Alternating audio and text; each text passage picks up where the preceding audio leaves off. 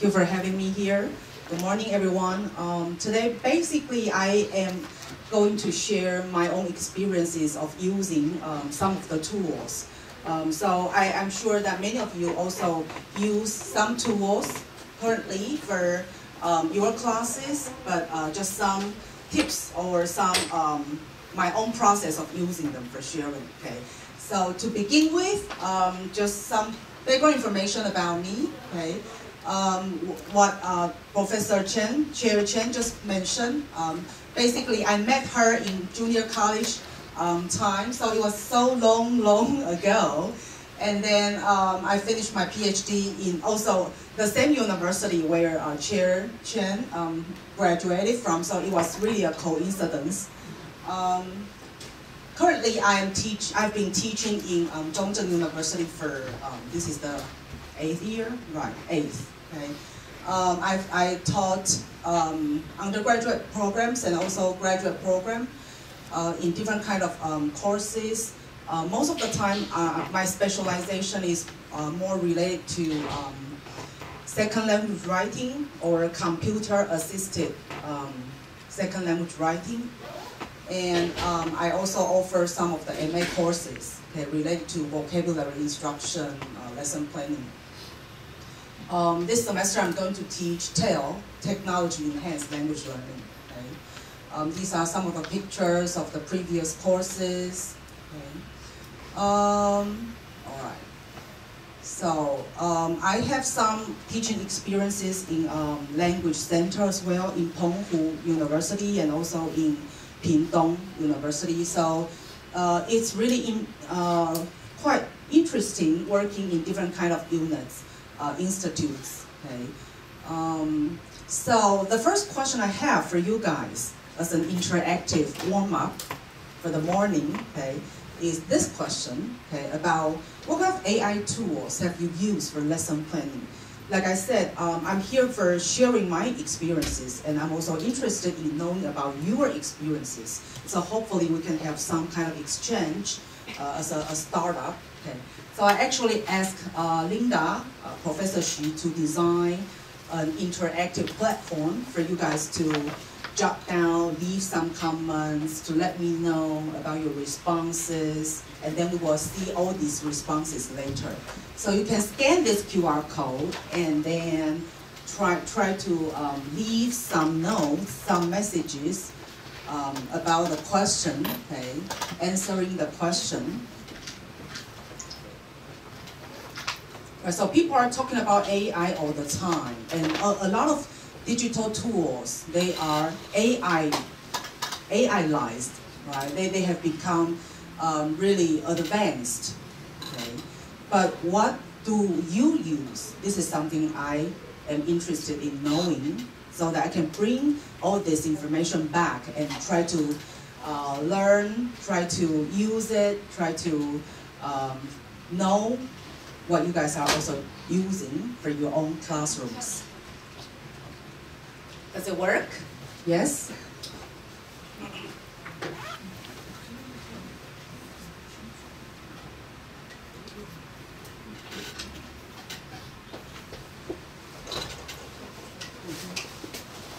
Yes, good. I see some responses. ChatGPT, of course, right? Brainstorming, but what is the AI tool? Okay, Gemini, Canva, right? I actually get to use Canva in this 1 year. So previously I didn't really know how to use that, but my students use a lot, so I need to update myself as well. Bing and Poe, P-O-E, this is something I don't know.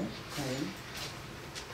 Okay, so ChatGPT for creating something like word list. Good, good. So it will continue to show up, right?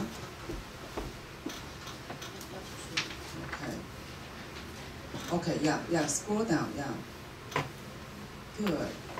Okay, Canva, right? So it seems like ChatGPT and Canva have become two of the common tools that we need to be really familiar with, right? And maybe also in the coming future, in the near future. Okay. All right, thank you guys for sharing and for posting. Okay. I think it will also show up later, so I can go back and take a look. Okay. Okay.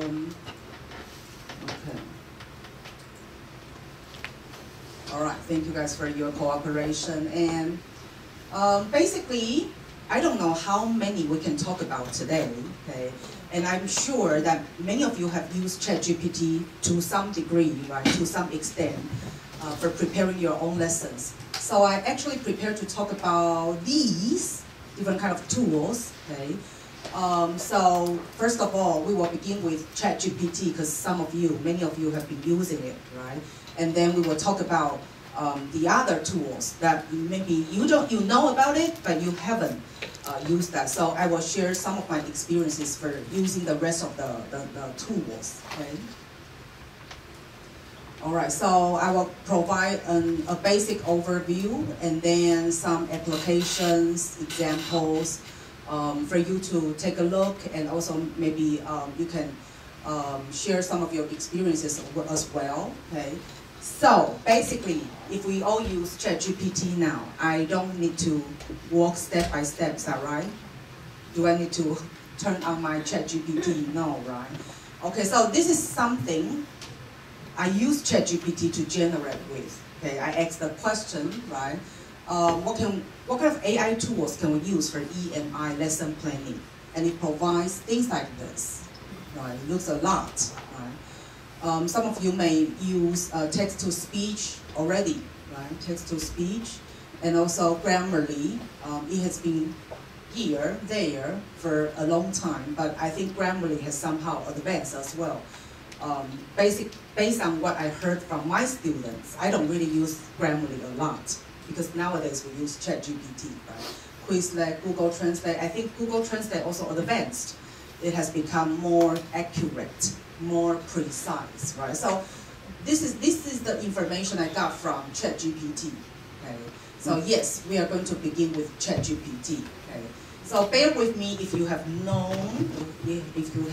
gained enough knowledge about ChatGPT. Okay. So just some information for sharing. Some of you might be curious about the differences between 3.5 版跟 4.0, right? 3.5 and 4.0. Okay. The second one is paid, right? You have to pay $20 USD a month for 4.0. Okay. While 3.5 is free. You can use it anytime, okay, without any limits, okay. But the difference is that 4.0, it actually provides more customized services, so you can gain more analytical-based results, okay, based on what I use, and you can get more accurate language feedback, okay, and also pictures, videos, audio. And so if we're going to use it for EMI, it can actually analyze articles or create summaries for more tailored purposes, okay, of your lesson planning. This is also the information generated by ChatGPT, and it has a really, complicated chart table showing us the differences. So I actually just marked some in red, showing the differences regarding the new one, the 4.0 version. Okay, so it supports image. This is something I like. Okay, if you have the image form, right, you can actually use that for your worksheet. Okay, and I also like it to have the videos inside that. Okay. So without further ado, let's show what I generated based on 4.0. Okay. So you can see image, and you can actually see a video. I'm not going to run it here, but basically, if you are using 4.0 version, all these can appear. Okay. May I also know how many of you pay for using 4.0? 1. Okay. 2. All right. Thank you. Right, so it's kind of interesting to give it a try, okay? And if you have funding, extra money, support from your program or department, you can actually use that for for you to prepare for your lesson. So 可以报账，可以报账使用。We use that in 中正大学，可以报账。所以every other month I will do the reimbursement for 20 USD a month. So if I do that for 4 months, for example, so that will take that will cost 800. Is that 800? No, 80. Sorry, 80. Okay, yeah. 所以可以报账。Previously, I actually gave similar talk to the teachers from University of Education in Taichung. Okay. And they also are curious about creating bilingual lessons. So this is the simple ones I created. Okay? And I'm sure that in your classes, in your courses, sometimes you may need to show students image like this, right? Or to have them to write down something like process writing or describing a process, something that you want them to be able to describe a process. So in this kind of situation, we want them to have an image so that they can follow and try to prepare themselves to explain process, right, step by step, right? So for this kind of purpose, I find it very useful. You can have it to generate a worksheet. Okay, a worksheet like this. No, this is a lesson plan actually. So you can say something like, I'm a teacher teaching at EMI center or EMI program in what kind of specialization. Can you create a worksheet describing, give me a term, like gravity? Mm-hmm. Okay, yeah, so then generate an image that goes with that, so my students can do a presentation for 10 minutes. So for this kind of purpose, I think it is useful. Sometimes when we are going to talk about complicated or complex concept, it's not an easy thing, right? Especially for lower level, beginning level students, it's not an easy job to use English to describe a process, okay? So overall, I think what GPT can do for EMI lesson planning can involve the 4 layers of aspects, very different kind of aspects, right? But of course, it can be more than that based on your own categorization or your own experience of using. Okay? So material development is something that we used just now. And the kind of prompts you can use, okay? Actually, all these prompts, okay, based on my own interaction with my students, sometimes I walk behind them. Usually my English composition class is in a lab, and sometimes I walk behind them, and I see the kind of prompts they use are so short and simple and concise. Compared to mine, it's like long, right? Clear, specific, straightforward or something, right? So I think the more we use it, the more we can try to develop a way to chat, right, with GPT, okay? So if you don't want long prompts like this, you can begin with something simple and short, right? And I think we should not be afraid for our students to use GPT. I was so afraid of them using GPT for English composition class. I was so afraid of that. But I gave them time essay writing in class without any tools. I asked them to write in class. I gave them 14-minute time limits, okay? So that is something I can see their authentic, their real skill. And I also gave them teaching conferences. I asked them to come in to my office or we can sit in the lab and explain. He or she will explain to me, what did you write about this? How did you write about this? And how did you do the paraphrasing? Okay.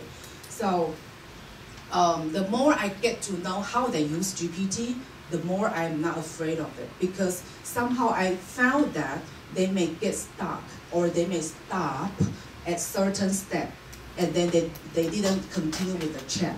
So their products, their writing outcomes become really inaccurate and unnatural. So I asked them, I told them, I encouraged them to continue using GPT for chatting, for generating more precise or more natural responses that fit in your writing context. Okay? All right, so overall, it can provide you all these different kinds of service, right? Again, these are from GPT. I didn't create them, okay?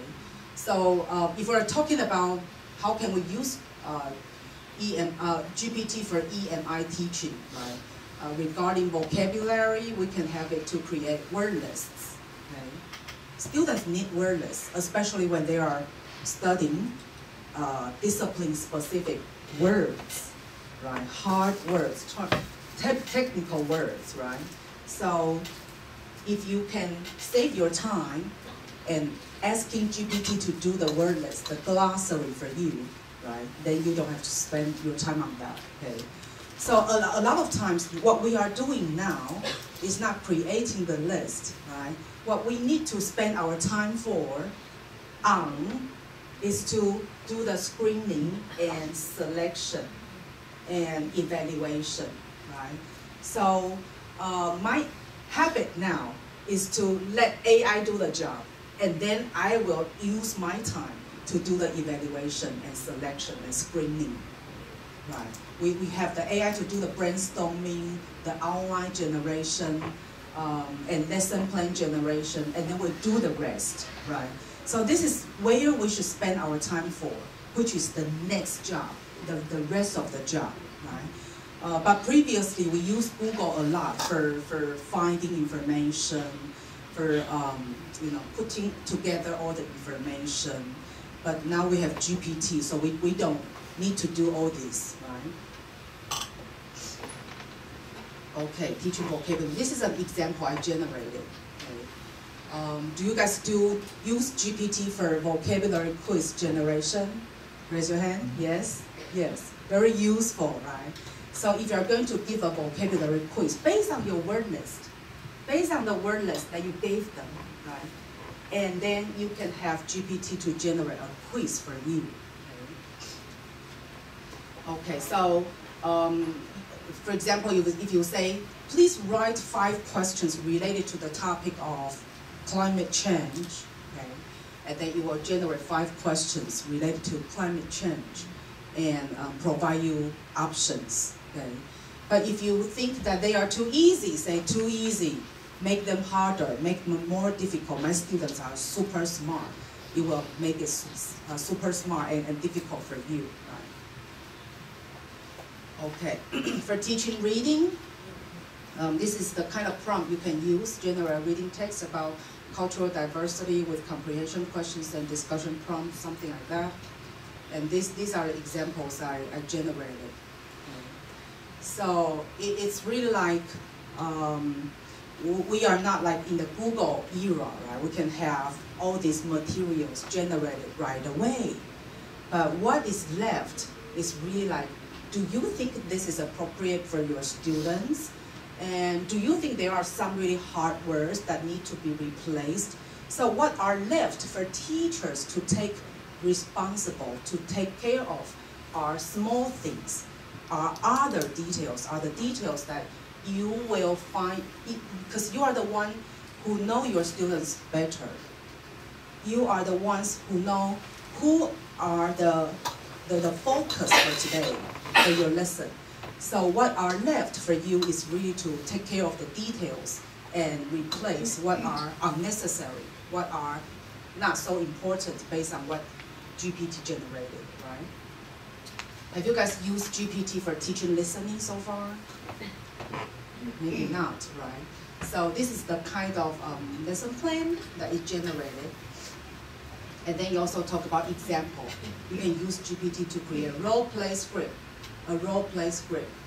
So sometimes people are saying that if you want your students to be able to say something, you need to give them some opportunities for having a role play, right? I think a lot of times students may be bored sitting in a lecture, right, listening to our lecture.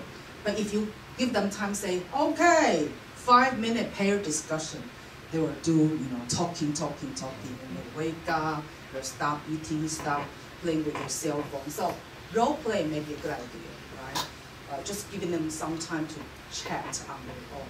Right? So sometimes we do need some kind of dynamics in the classroom, right? 15-minute class, we need some kind of dynamic change, right? So if I give them time for working with their computer, with ChatGPT, and then the next thing I will tell them to do is something like pair discussion. How did you use GPT for summarizing the paragraph? What did you find? Was it useful? So I think what is going to happen in the classroom in the future is not just about we using ChatGPT for lesson planning. It's also about how they use GPT, right? And then how we get to know how they used GPT so far. Right, so it's like continuous understanding and learning from each other. We use GPT, they use GPT, and how we use GPT, and how their peers use GPT, right? And then we come back to our own materials, right? So online, offline, right? Without AI, with AI, all these different kind of changes will come into play in our future classrooms. So this is something that's going to be fun. This is something that teachers are irreplaceable. We cannot be replaced. We still have our roles to play, right? We are still important because we have our own knowledge base. We have our own skills and expertise. And students, right, although they are so skillful in using all these tools, they may not have our knowledge, as much as knowledge we know, our experiences. So we are learning from each other, not just with the domination of AI. Okay? All right, this is the role play script. Right, so we try it with different kind of things. So this may be something that you have never seen, but you can try it with for your own purpose. Okay. For teaching speaking, it says that you can use it to simulate. This is simulate dialogues and highlight common errors. Okay, so we don't have to spend our time writing job interview, dialogues, travel conversations anymore, presentation scripts anymore. So it can actually help you to do all these. All right, so this is something about common errors that students tend to produce when they are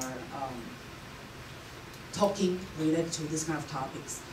These are something that's created by GPT 4.0, not me. It looks more colorful, isn't it? With the X mark and the check mark. For example, incorrect word order in question. Can you tell me where is the train station? All these were generated by 4.0. I didn't do all these. Okay. So I think it's quite useful for self-learning. If you tell your students to use GPT, to pay attention to common errors like this, they can do it for self-learning. We don't have to do these for them. We don't have to generate all these for them. Okay, so common errors and corrections. Okay.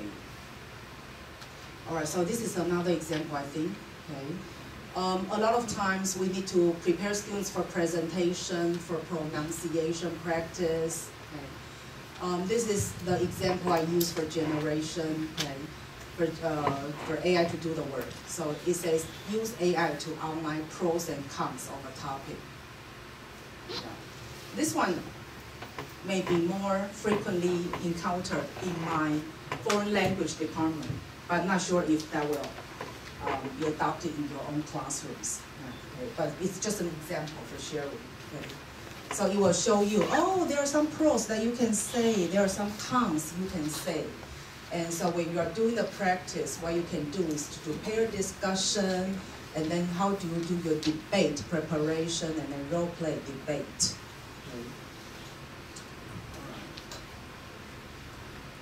Okay, so assessment is one kind of aspect that's also important. So basically, after you generate the vocabulary word list, you can actually exit to create some quizzes, right?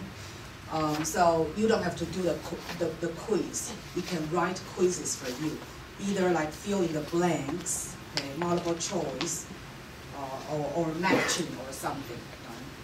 Right? Reading comprehension questions like what we just saw, okay, listening, close tests, something like that. Okay. I haven't really used GPT for assessing pronunciation, but I have been manipulating GPT for creating rubrics, and I think it does really fabulous job. Okay. I will show you some writing rubrics later for students to do self-assessment and also peer assessment. Okay, so using GPT to design rubrics is something that can save you a lot of time.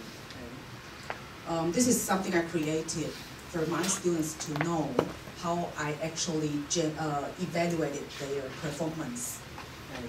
So you can tell GPT to generate, based on 100-point scale. Based on 100-point scale, students are going to do a presentation. Okay, can you generate a rubric and let them know, okay, how I evaluate? Okay.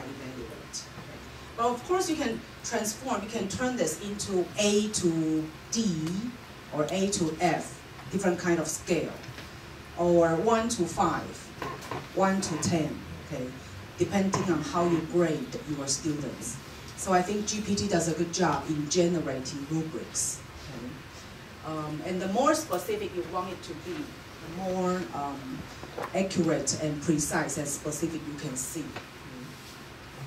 So while we were talking about different kind of skills, nowadays people are saying that learning a language involves integrated skills practice. For example, when you are sitting here listening, you are also trying to take notes, doing the reading and writing, right? So you can also ask GPT to create integrated, okay, skill practice that involves different kind of skills in a class or in a course. So they are not just memorizing vocabulary words or using the word list. They are also preparing for a task like speaking. Okay. So these are the kind of examples. Or if you want your students to record a podcast, okay. Young people, they like something fun, right? And while we are doing with discipline-specific subjects or technical words, they may not feel so interested. So why not we turn it into a podcast creation?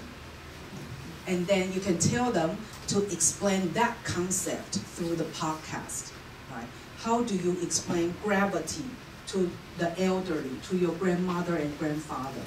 Can you try to record a podcast? Or how do you explain gravity to elementary school students in English? Right, so try to prepare for that and explain the concept. And then followed by that other concepts or so. So you can actually try to create a podcast that is tailored toward elementary school students or tailored toward university students for summer camp or senior high school students for summer camp. So ask them to explain something difficult, but in simple language, right? So this is something that we can engage them to work on, right? Something difficult, but in simple language, right? Okay. Different levels, right? Every classroom has different kind of levels of learners, and this is something that teachers can be worried about sometimes, right? So how do we make sure that our materials are just good enough to everyone in one time, in one class? Okay. So from time to time, we want to take care of different levels of learners. Some have high levels of English. Their English is perfect. They can read on their own, they can study on their own, they can do wonderful presentation, right? But some, need our help, right? They are slow, but they study hard. They have good attitude, right? So yes, different kind of learners is something that we want to take care of. But how do we do that? We don't have time, right? But now GPT can actually create different kind of worksheet for you, okay? For the beginning level, for intermediate level, for advanced level. So you can tell GPT, hey, can you create this work? Can you turn this worksheet, okay? Can you make this worksheet suitable for beginning level students? Create 3 different kind of versions. Right? So that from time to time, you can give them different kind of sheets and know where they are right now. Are they still struggling? Do they still need help? Are they, beyond what you have expected? Okay, so I think in the past, we need to rely on searching for or finding books in the bookstores, online, for different kind of levels of materials. But now GPT can do it for you, right? Can do it for us. This is something I find really amazing. Okay. All right. I was actually thinking about maybe if you guys have your laptops here, I can do the modeling and check, log in my own Google account. But since this is more like listening and attending, so maybe I don't need to log in for presentation. Would you like to? That will take me some time. Yeah. So maybe let me finish that, and then how many of you bring your own laptops here? Okay. Okay. 1 or 2. Yeah. So feel free to try to do it if you want. But if not, then we will just use today's session for sharing. Okay. Okay. So far, my own experiences that involve students' practice, students' use of ChatGPT, include all these. Okay. The one that's just finished, English Composition 3, I have my sophomore students to use GPT for online planning, drafting, paraphrasing, summarizing, revising, scoring for their research paper, individual research paper. Okay. What is more interesting is that I actually use the model which is called inquiry-based learning for guiding them to engage and then explore the topic, explain what they found through their survey, and then evaluate their own writing results. Okay? So sometimes we need certain kind of theoretical model for us to guide them in our teaching practice. Inquiry-based learning was something I used for guiding them to use GPT for writing.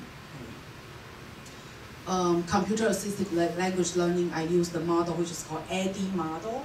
Okay? For them to analyze students' needs. We went to Minxiong Guozhong at that time for practice teaching. They are pre-service English teachers. Okay? So I asked them to analyze the junior high school students' learning needs, the EDI model one, which starts with A, and then design and develop, and then implement, and then E, evaluate their teaching outcomes, the materials they generated. So from time to time, I have been thinking that it's not just a tool that will make you shine, that will make you different in your own teaching practice. Sometimes you need to utilize some theoretical model that guide your students to know how to finish all the steps. Okay? GPT and writing, this is something that I will offer next semester, the coming semester, lesson planning, English for specific purposes. So these are my experiences in the courses that I guided my students to use GPT. Have you guys tried to allow or encourage students to use GPT in your classes so far? Yes, yes. So what is your class? And how do students?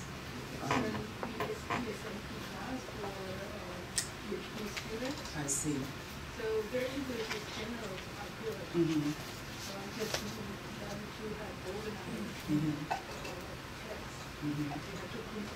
Good, good.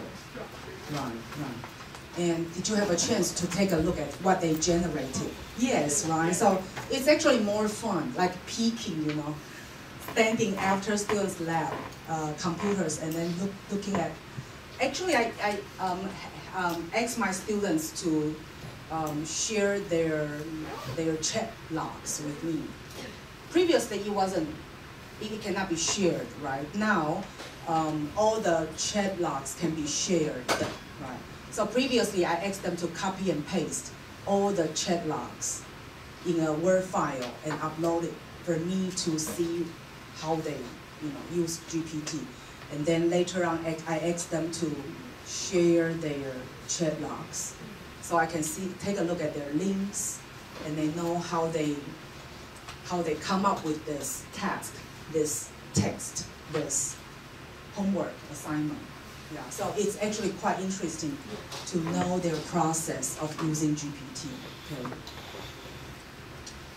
In my composition class, which just finished last semester, one of the students, she was so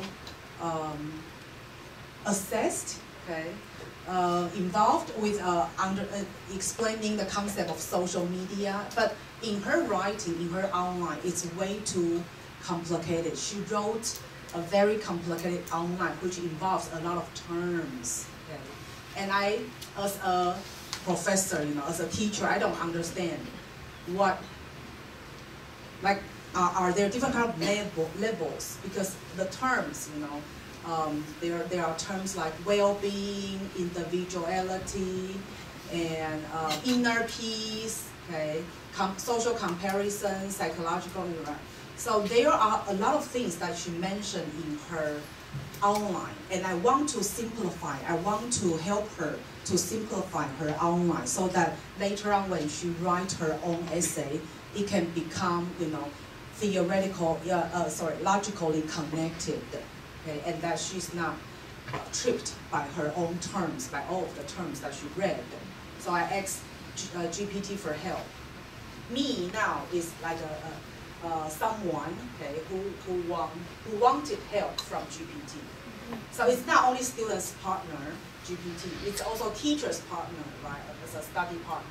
So can you create a concept map that help me to understand the relationships among these terms, which are written by the students. So I uploaded the students' draft. I should show you guys. I uploaded the students' online draft, and it showed me an image like this. So this is not an image I drew. This was from the text that student created, and I uploaded her text here, and it showed me this kind of relationship. Okay. But I said, too complicated, I don't even understand. After you show me, I still need, to clarify. So please, okay, too complicated, and it says, let's simplify by focusing on the primary terms and a few clear relationships. So I will create another one. Okay, so social media use is something that is really crucial, right? And then it can lead to social comparison. What is that? No social comparison. Okay, so eventually I actually told the student that you just want 2 or 3 body paragraphs. That means you only need to keep 2 or 3 factors that can cause social comparison or something. So don't make it too complicated. Okay. So it's also a way GPT can also be a good partner for a teacher while we are trying to understand, okay, students. This is something I found also very interesting. Okay. Previously, when we are going to do research or when we are guiding students to do research, we have to create our own questionnaire. We have to find on Google for any questionnaire example. Right? But now with GPT, right, it can create a survey for you. So the prompt I gave is, I'm a TEFL MA student because I also teach the class ESP for MA students. I want to conduct a survey research related to English needs of foreign affairs police， 好像叫什么外交警察吗？领事，对，领事警察。尹嘉义演台南 City，Can you create a questionnaire based on this topic？ 以前写问卷都写到要死了嘛，就花很多时间。And we have to come back and forth to double check all of the items and options and questions and validity or something like that. But now with a click, okay, after you put in the prompt, it can show you. Here are the ones that. 是不是我没有登录哈？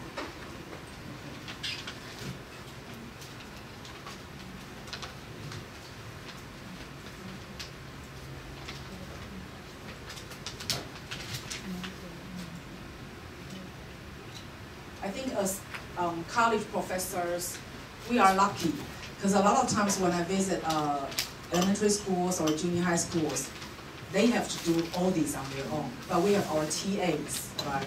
So sometimes when I get panicked and I don't know what to do, right, we can have our TAs for help. Right?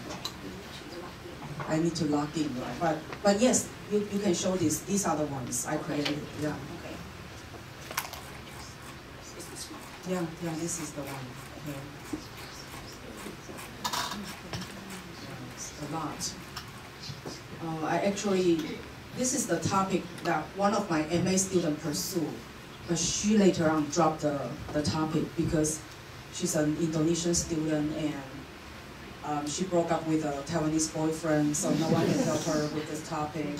But I think this is still a good topic because based on her research, not many studies are related with the area of Jiayi and Tainan City. And we don't know how these police officers talk and present and perform in their job situations. So, and I remember that she spent a lot of time coming back and forth for me to revise and give her feedback. But now, you know, with a prompt, you can see the background information, all these English use in your role. Okay. Right. So previously, me and my students, while studying, while working for essays, for surveys like this, we need to go through item by item. Like, what else can we ask? What else should we generate? What else can we create? What else can we add? But with all these, you can now start thinking about what should be kept or what should be added, what are suitable and what are not suitable. So our human brain, we can save our time in the later job, right? In the later evaluation, screening, selecting, and discussing whether some are not needed. Okay. Right. So 15 questions in total. So it can be like a short survey questionnaire to a police officer, I hope. Okay. And if you want to continue, with hotel front desk staff. Okay. So from time to time, we do give our university students tasks like do research on something, right? And if they need to do a survey research, hey, come on, GPT can do it for you. What is left is that they need to put that survey link on FB, on Instagram, on any kind of online platforms for distributing the surveys and then evaluating the survey results. Right? So, okay. But if some are more advanced, like PhD students, right? If they need to do interviews, it can also generate interview questions. Okay. I'm not sure whether these are helpful, but just some examples for sharing. Okay. This is about clerks working in McDonald's. Okay. Survey related taxi drivers. Right? So any kinds of survey. Okay. The first time when I found this, I was so happy.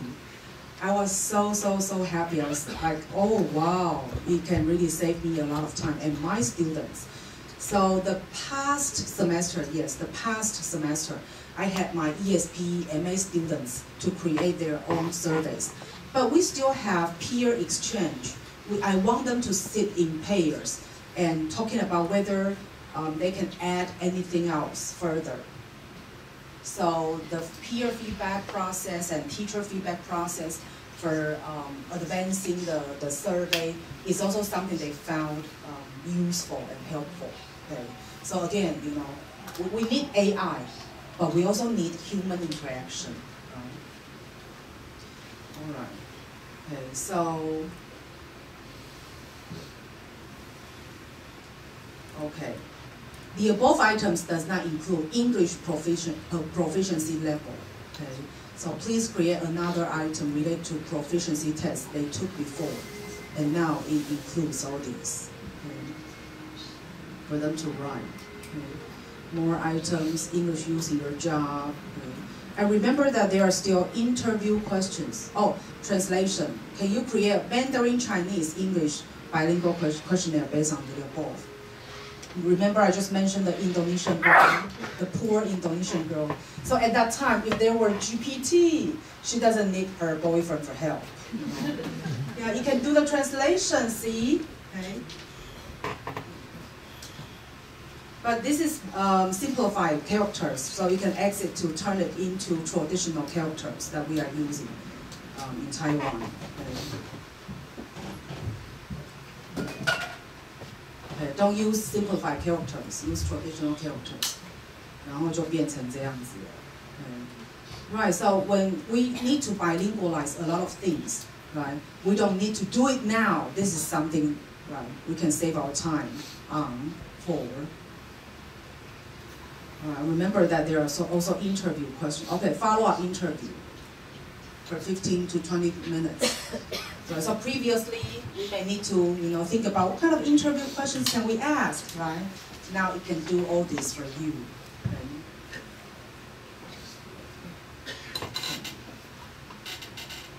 All right. So just some examples for sharing. Come back here. Okay. All right. So this is the one that is from my composition class students. Creating a questionnaire. 他没关系，大概 Then you need to copy and paste to another place, right? 不是，应该是30，已经跳了好几页。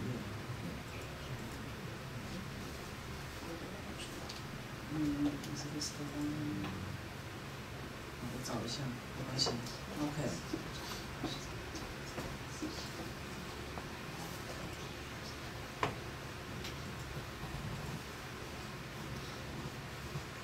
Alright, so it actually has the image, so I don't need to show the link.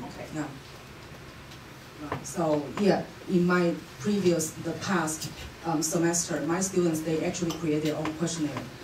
This student tried to understand the death penalty issue in Taiwan, so she developed this questionnaire and distributed this on her Instagram or Facebook for sharing. Okay. Yeah.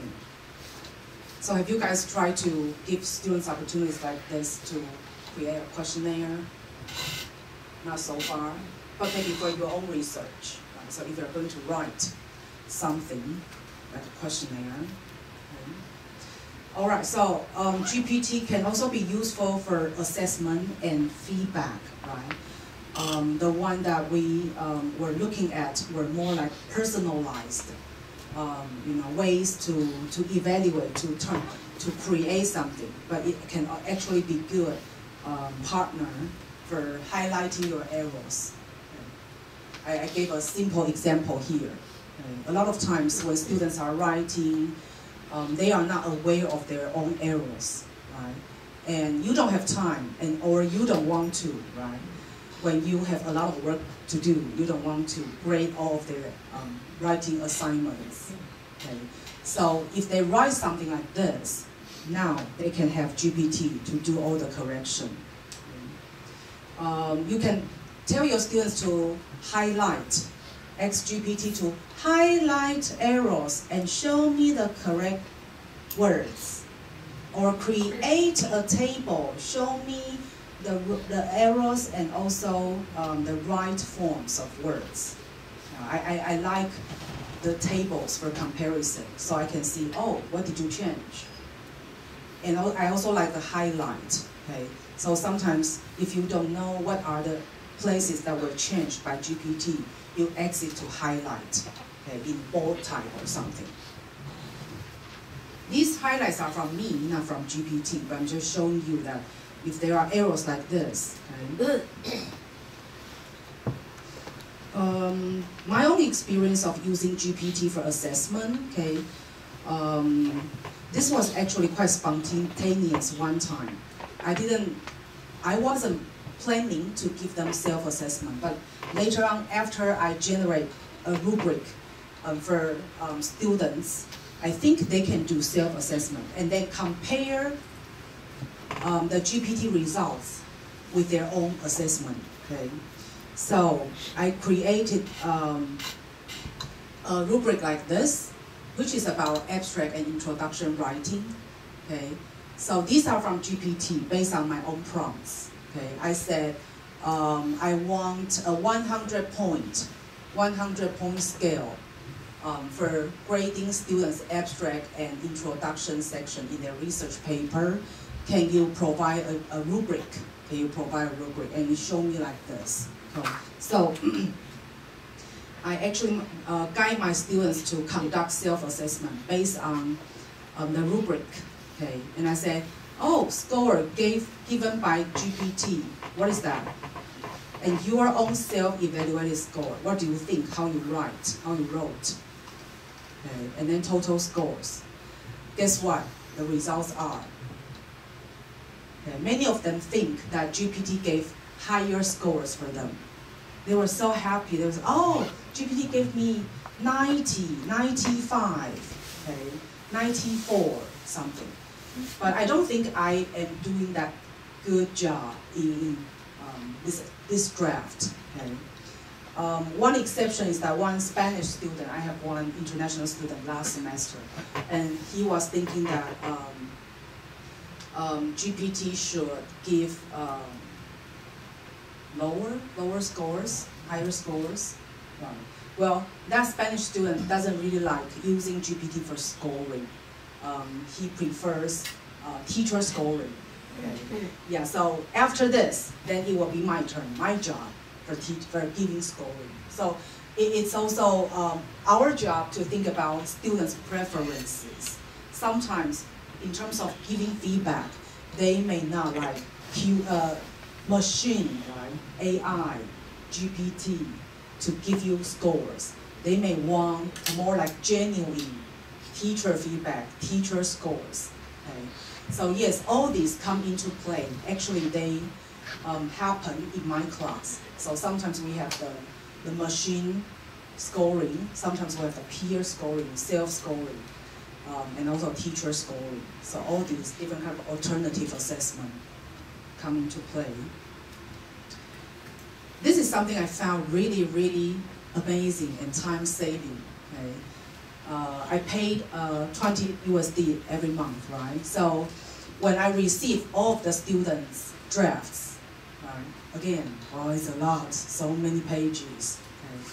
Okay? I upload their drafts. It only allows 5 drafts at one time, if I remember correctly. 5 drafts one time, okay? And then after I uploaded all of the 5 student drafts, I exit to score it, okay? And I provide the essay topic. The essay topic is about translation. Some people think learning a foreign language is just about, language translation, and it's a waste of time. Now we have GPT and Google Translate. So do you still think that we need to learn a foreign language? Something like that. This is the essay topic. And I also gave the rubric. Okay. Can you see the use the attached rubric for grading my students' time essay. Okay. And the suggested word number I gave them is about 20 to 250. And I wanted them to write a 3 to 5 paragraph essay based on the topic below, structure, the topic below and the structure below. Okay. So I uploaded 5 students' drafts. Okay. Angela, someone, and someone's, okay. And each of the feedback was so detailed. It graded Angela's essay. And it tell me, oh, in terms of task response, how Angela did, okay.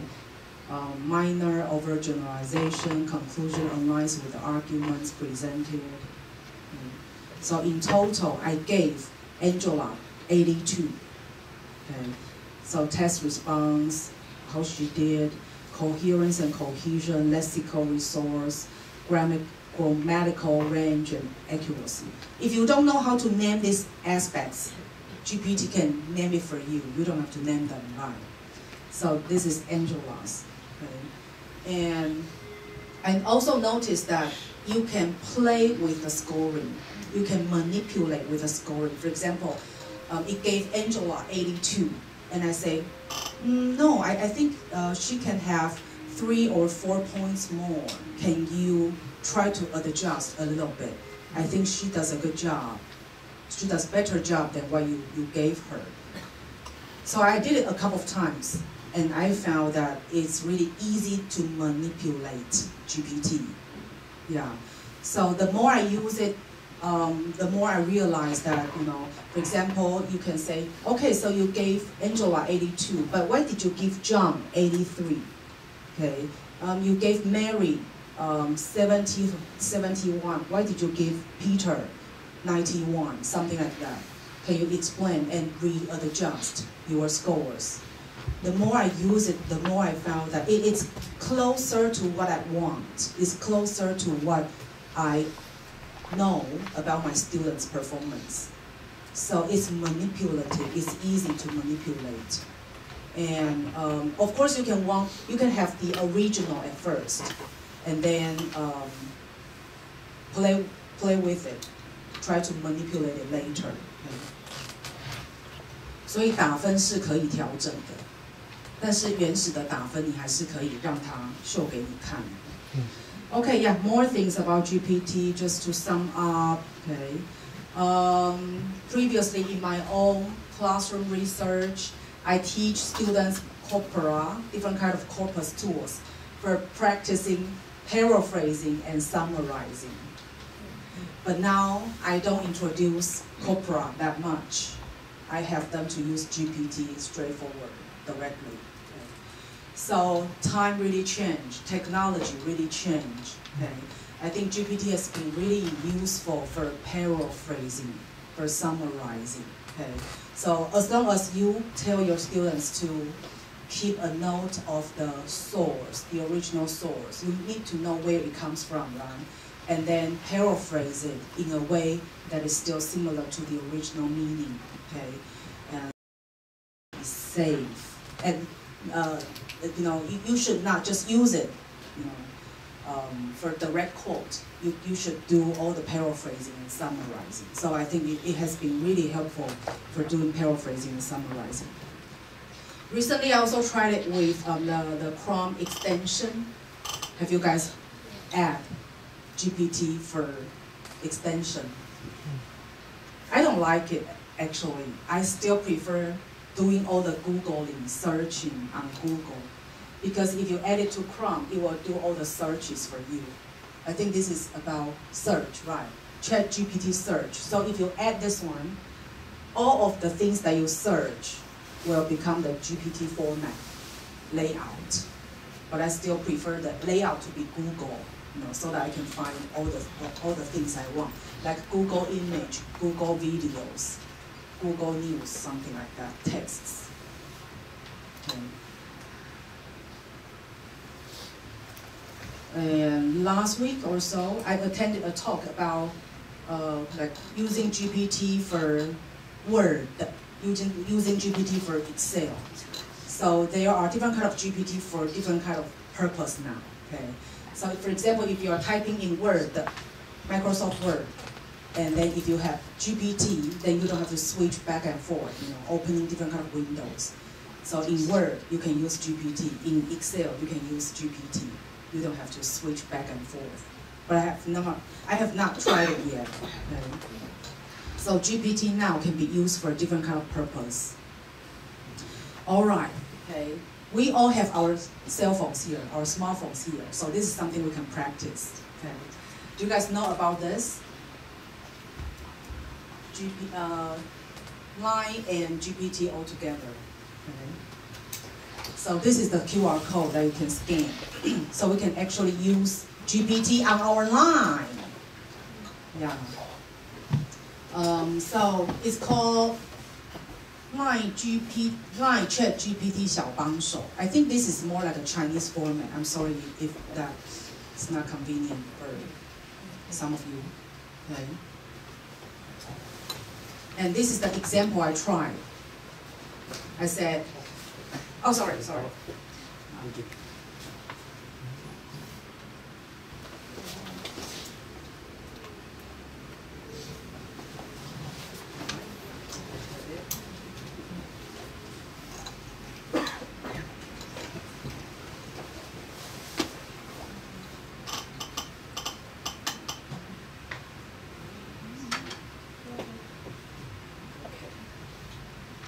Yeah, this is the prompt I tried.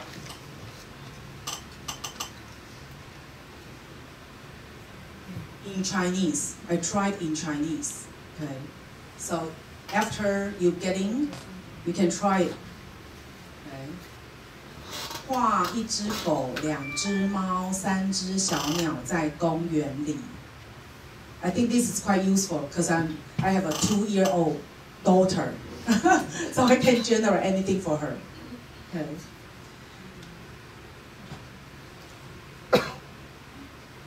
And this is the other prompt I tried.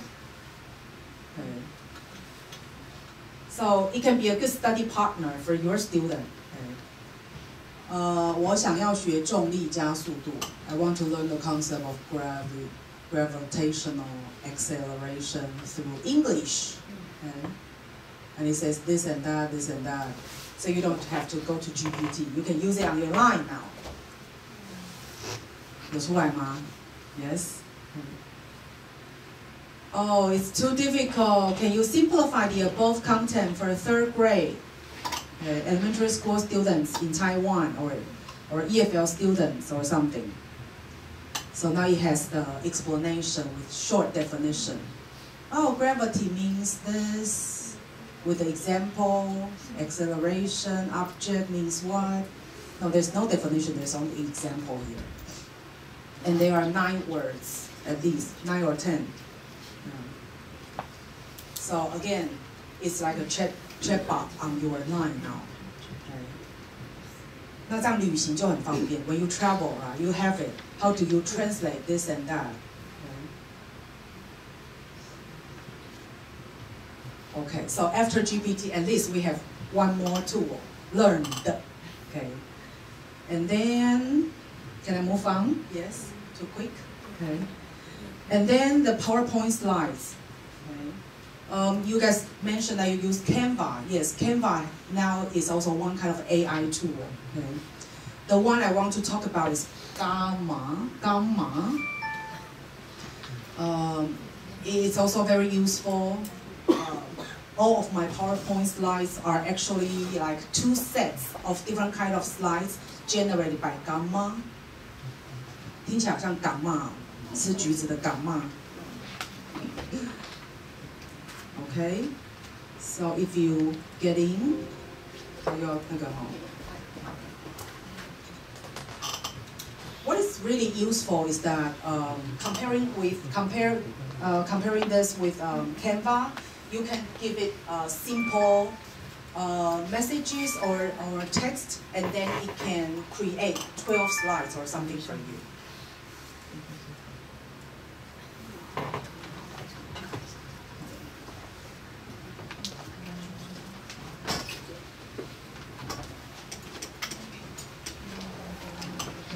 Examples. Okay. So this is something I created before. And so if you want to try, Google. If you want to try, actually I have a screenshot here. Okay. You can give it some words like, I am preparing for a talk about what? Climate change, okay? Can you create some slides for me? And then it will generate some slides immediately, okay? Can Canva does this? Can Canva do this job? Yes, okay, I haven't tried Canva with that. But I noticed that Canva has advanced. It's becoming super convenient now. It can do the recording. Yeah, so recently when I'm using Canva, I noticed that you can press a button and you can record. And that recording can come with your slides with Canva. Okay, so this is Gamma. And once you can, type in some words, or you can have it to generate or import some files, then it will generate slides for you. So without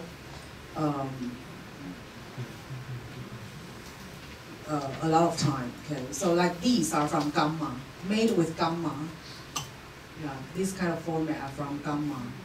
So then, if you have all these ready, then you can do the addition or extension in between. So I only have all these generated by Gamma, and then I added the rest of the pages. Okay, the next tool, I think it's very important now because a lot of times we need to take pictures, right? So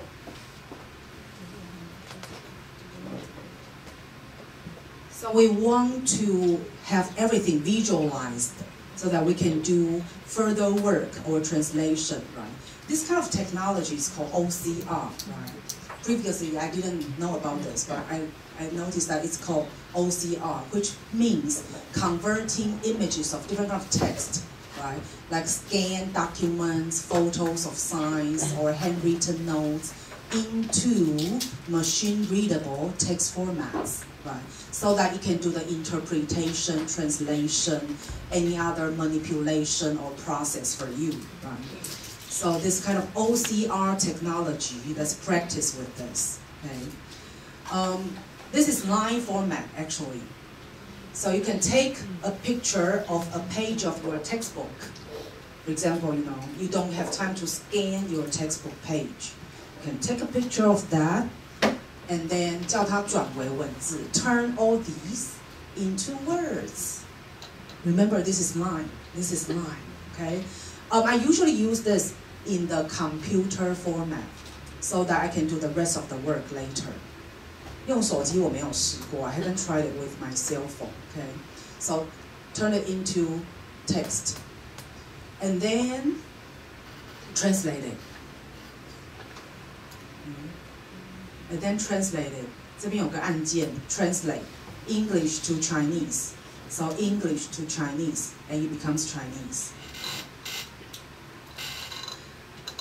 Yeah, my husband didn't know about this as well. One time, my in-law went to hospital and he got a report, a short report about his heart problem, and he take a picture of that 像是什么心脏报告 the report, the medical report to my husband and say, what does it say? I don't understand a word in English. So I told my husband that you can actually take a picture and translate that into Chinese, and everything was shown right away. So this is the technology I taught my husband to do. 什么什么医疗报告啊，你看不懂 take a picture of that, you can see it. Recently what I tried is 好像一个乳液 one lotion that my sister brought from Germany. And I said, what is that? I don't even read German. Okay. So I took a picture of the description, and I said, oh, okay. So it's the night cream. It's not for hand. I thought it was for hand cream. I thought it was hand cream. So yeah, it is so useful and convenient now. We don't have to do our own work. Did you guys try it with your cell phone? Does it work? Because I usually try with my computer with a line. My students, they try it online, but I did it. Yes, right. Yeah. So as long as they know how to use it, yeah, we don't have to teach them, right? Yeah. Okay. Right, so sometimes if we don't want to bother ourselves to scan a page, we can take a picture of the textbook, and then you can do the conversion for you. Okay. Yeah, so there are a lot of OCR tools online. This is the one I found, which is a Chinese one. But if you type OCR on Google, you can find a lot of OCR, images to text conversion. 这个好像叫成华 OCR. So I actually just found this. And this is the image that's the same with the one I show you. It's actually a page from my textbook. Okay. And then it showed this. Okay. 然后全部就是自动画回来。那now, if you're using Microsoft Word, I don't know if you're aware that there is also translation function here. Yeah, so you can actually click on translate, and it will translate that into Chinese for you, okay, or vice versa. And I think there's also like audio, right? 大声朗读. So sometimes if students don't know how to pronounce certain words, you can say, do you know that you can actually have it to sound loud, in your Microsoft Word? You don't have to search on Cambridge Dictionary anymore. So it can read aloud for you, and it can do a translation for you on Microsoft Word. Yeah. There are some small things, right, that has been advanced so far, but if we don't realize, if we don't notice, we never try it. Yeah. So this is something I noticed recently. Yeah, so you don't have to go to Google Translate. Within Microsoft, you can do the translation and also the read aloud. Yeah. But I think originally read aloud should be created for the purpose of for the deaf. Okay.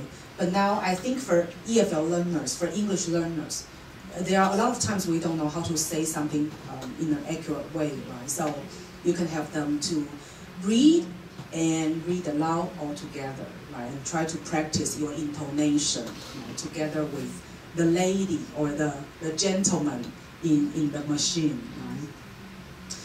All right, so that was about image to text and then translation, OCR, right? And then text to speech, okay? Yeah, if you Google, you can find that there's a lot of text to speech. Okay. So there are times that we want to convert text to speech, right? Like Google also has it, and Microsoft Edge also has read aloud function, okay? Text to speech, okay? There are also all these different kind of TTS, right? Text to speech functions, okay? But I have never tried them yet. Sometimes I heard from foreign teachers teaching in elementary school or junior high, they say they use Speechify. So if you're interested, you can also try it with the text-to-speech conversion. The one I want to show you is this. I like this one. I have been using this one, and I found that it has been more advanced, and which is also free. This is important, right? This is called Natural Reader. Okay. Previously, it doesn't have different kind of roles, different kinds of speakers from different kind of countries. So previously, I can only hear text to speech. Okay. But now, you can assign roles and convert all the things from text to speech. Okay. For example, I want to sound like Evelyn, and I click on next. And then you can copy and paste the text. Copy and paste all the text and exit to read aloud. Drag and drop your files or type, paste, and edit text here. Yeah, so, and you can also adjust the speed. For example, do you want it to be, what's that? Faster or slower? Faster. And then play again. So too slow, too fast, right? Right, so your student can practice with this here, okay? And they can upload the document. Okay? So text to speech now is not a problem. Okay? if you wanted to sound like a child, I remember that there are also cute voice like a child. Okay. So how do I go back? Natural reader again, yeah. So if you want to sound differently, there are so many different kinds of languages for you to choose. Okay, for example, US. Okay, and then you can keep assigning your roles. So if you want your students to record podcast, they can come here and record. They can come here and upload their script and assign one role and text to speech. Okay. They don't even have to record. But unless you ask them to record their own voice, they need to use their own voice rather than from these people. I remember I saw a child, a child before. Dear Mom, you are my role model. I love you so much. Yeah. So if you are going to have a different purpose, okay. And for always being there for me. Yeah, Drag and I drop like files or this a type. lot, natural reader. Yeah. Have you guys used this before? Okay.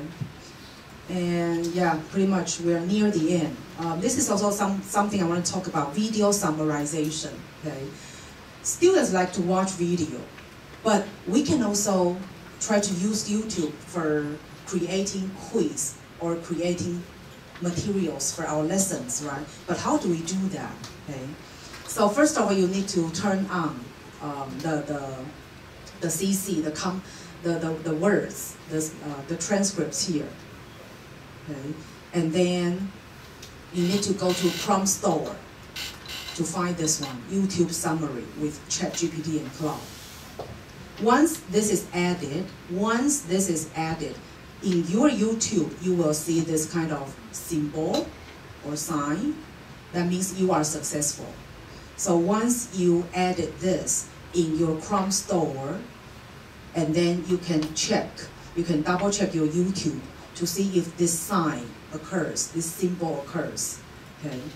All right, so what I tried is, for example, if I type water reservation stories for primary school students, and then there's a sign here. Yes, that means this function, this service has been added, okay? And it shows everything now, okay? Sorry, this is the prompt I gave. I said, summarize the, no, this is not the prompt I gave.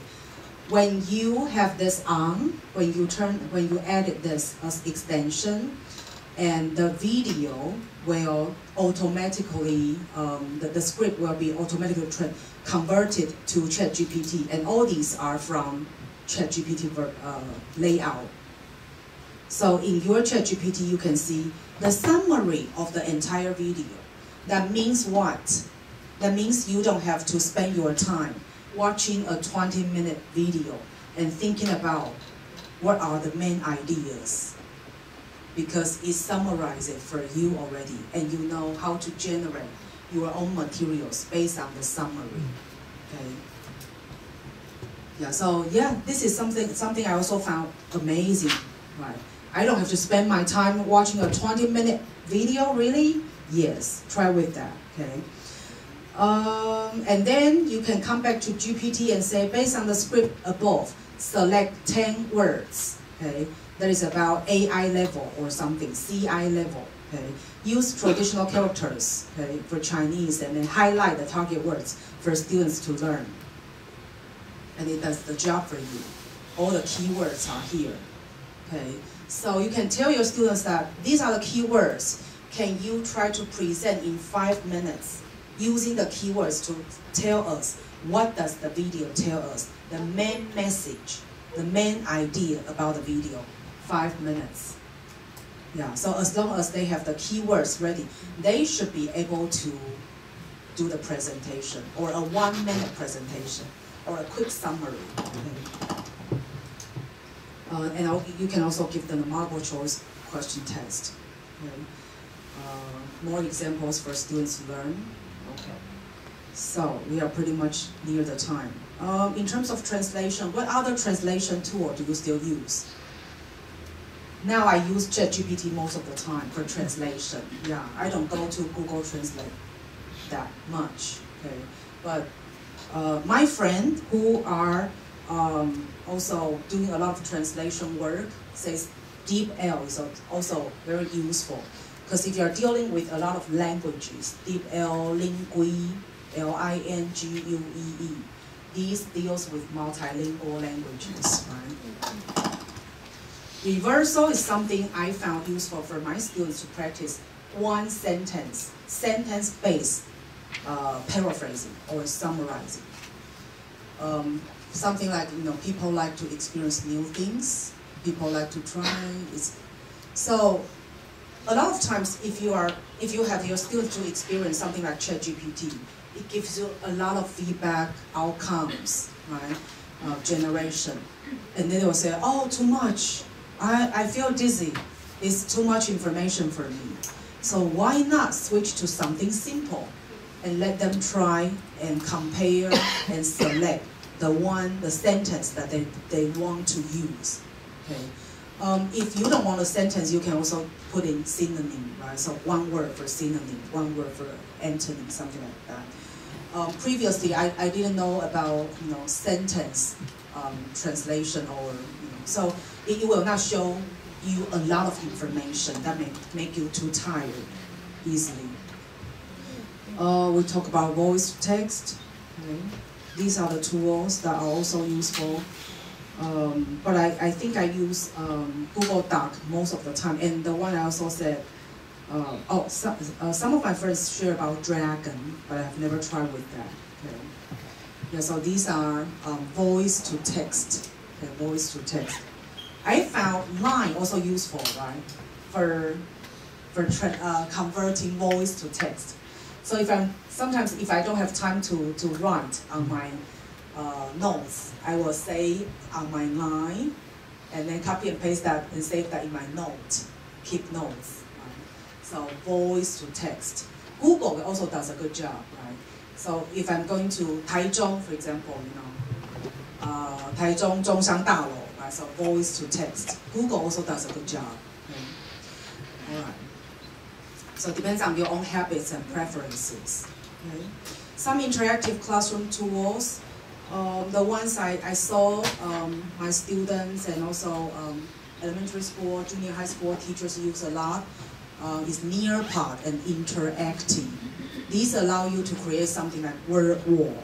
So if you want to make it fun and interactive, not just like a print text or vocabulary quiz, you can make it interactive, like Kahoot, okay, like Kahoot, but it has more different kind of dynamics for you to play with, like matching games. Okay. All right, so I think we are near the end, and yes, we have to keep trying, keep learning, right?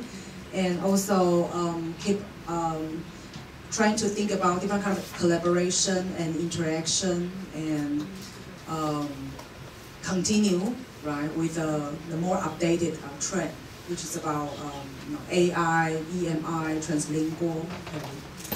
All right, so these are the two quotes I found. Okay. Yeah, so teachers are important. Technology is just a tool. Okay. Thank you very much for today. Thank you.